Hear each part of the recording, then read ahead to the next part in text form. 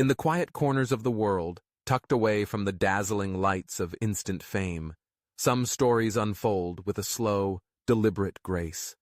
They grow over time, shaped by struggles and setbacks, hopes deferred and dreams that never quite fade, no matter how many calendars turn.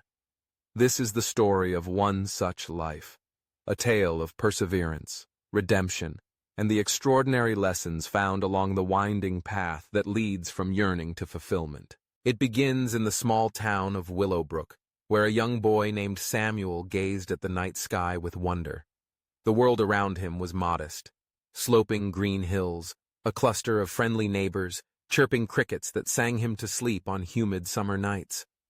But inside his mind, galaxies danced, and visions of innovation, of creation and purpose, shimmered just behind closed eyes. By day, Samuel tinkered in his father's shed. Old radios and clockwork toys became his laboratory. He dreamed of becoming an inventor, building something meaningful, something that might outlast the memory of his hands. Decades later, Samuel would look back on those simple moments as both a blessing and a curse. The blessing lay in the birth of his ambition. The curse in how tightly that vision gripped him, regardless of life's twists and turns. For, as with so many great dreams, the world rarely aligns to make their accomplishment simple. Youth gives way to responsibility. Samuel's early adulthood was defined by necessity. With his family's finances in peril, he set aside plans for university and took up work at the local mill. The machines toiled from dawn until dusk, their ceaseless rhythm a reminder of what he loved and what he was missing. Yet, even as he swept wood shavings from the floor, Samuel sketched blueprints onto scraps of newspaper. He watched gears turning, analyzing each process, quietly imagining how things might be improved. There was little time and no money for inventing, but the embers of his dream burned on. Years passed. Samuel married a childhood friend, Martha. Together they built a family, weathered hardships, and celebrated small joys. Their house was often filled with laughter, the smell of fresh bread, and the low hum of a radio broadcasting the world beyond Willowbrook. Still, Samuel's heart beat with quiet longing, not dissatisfaction, but a persistent sense that a piece of his purpose remained unfulfilled. Life has a way of testing the depth of our patience. The mills closed, new industries rose and fell, and Samuel found himself adapting relentlessly. He took up work as a teacher and, later, at the post office. In each role, his natural curiosity served him. His gentle patience guided those around him. Neighbors came for advice. Students lingered after class, seeking wisdom from the man who always seemed to have time and a kind word to spare. Yet beneath it all, his original dream remained, a whisper, a promise. Let us pause for a moment, for here, in the long march of unmet goals, lie the first life lesson, that the value of a dream is measured not only in its achievement, but in the character it shapes along the way.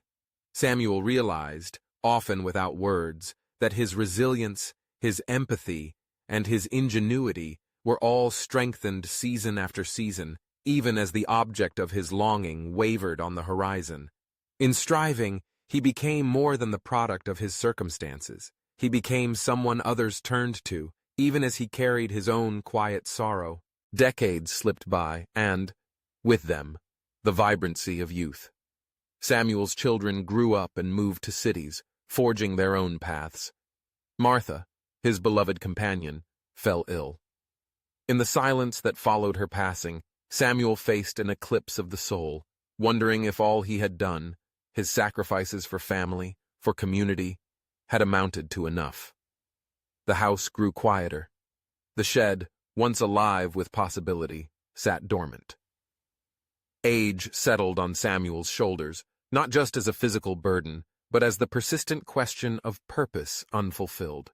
Yet, in this valley, this nadir of spirit, redemption began its patient bloom. Samuel was now well into his 80s. To most, the wisdom handed down would have been enough.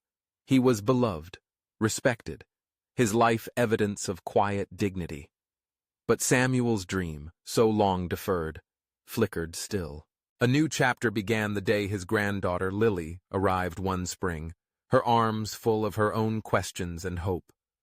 She found Samuel in the shed, surrounded by relics of a past that fascinated her.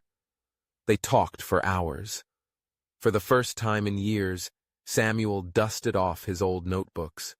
He spoke of gears and engines, of inventions misplaced or half-built, of ideas he feared had no place in the modern world.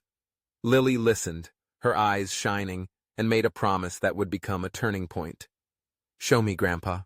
Let's build something together." What followed was not the fevered pace of youth, but the measured collaboration of generations. Lily brought her own skills to the table, knowledge of computers and circuits, access to online resources Samuel could never have imagined in his youth. Together, they pored over blueprints, ordered parts, and built prototypes, blending time-tested ingenuity with modern tools.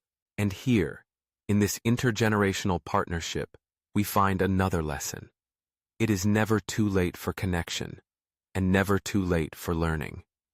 The world changes, skills evolve, but the core of ambition, the drive to create, to leave something meaningful, remains a beating heart in every era. Samuel found renewal not in solitary achievement, but in the act of sharing, of inviting others into his dream.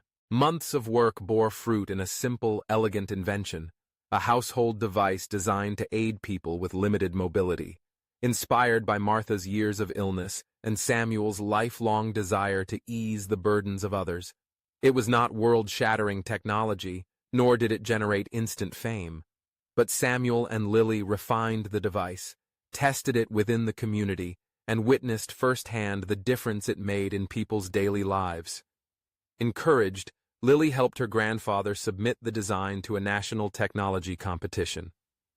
For the first time, Samuel's name appeared beside the word inventor, not in the childhood sense of grand accolades, but in the quiet affirmation of having tried and succeeded to improve the world, even by a little. At the award ceremony, Samuel, by now 90 years old, stood before a crowd larger than any he had ever known. He felt the weight of every year, every missed opportunity, every small act of kindness or compromise.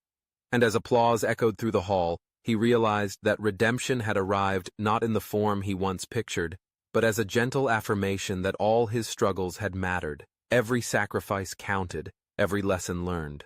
Standing there, Samuel offered words that would resonate far beyond that room. He spoke not of regret, but of patience.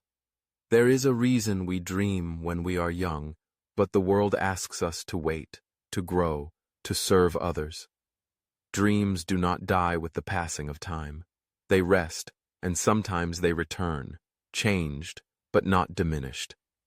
I am proof that it is never too late, not just to achieve, but to matter.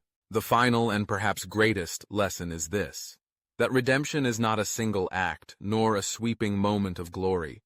It is the sum of 1,000 choices, to care, to persist, to mend broken hearts, to remain open to change. Samuel discovered across the arc of a long life that every setback prepared him, every success humbled him. In the wisdom of age, he found the freedom to let go of perfection and embrace possibility at any age and any moment.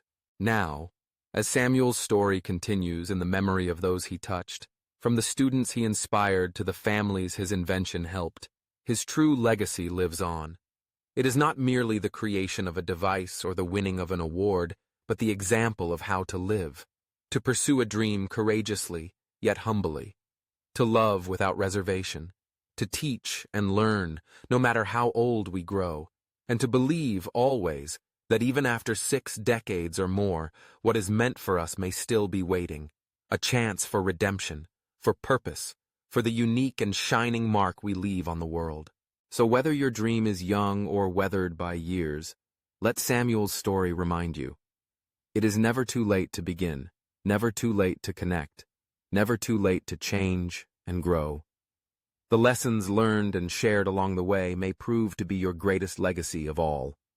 For in every life, redemption is not just a destination.